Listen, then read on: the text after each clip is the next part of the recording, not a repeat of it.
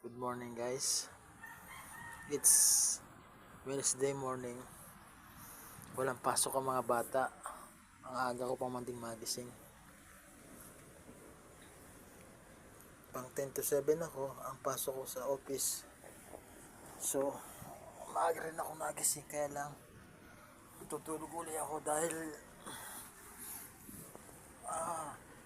maaga pa.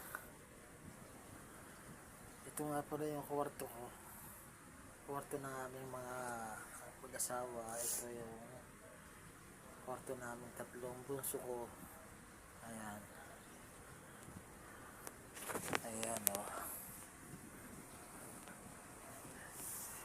Ito ang bunso ko. Nakahilata pa. Punto ako ng pasok. Mamaya papasok na ako.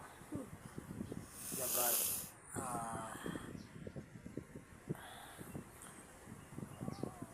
pag mga bandang 7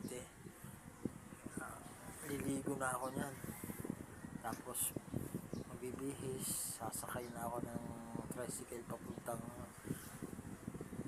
Labasan, tapos magbabas papuntang market.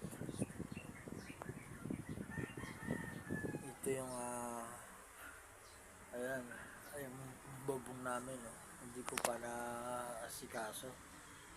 Kisame pipinturahan ko pa yan kasi pangit, pero pag napinturahan gaganda rin. Ayan.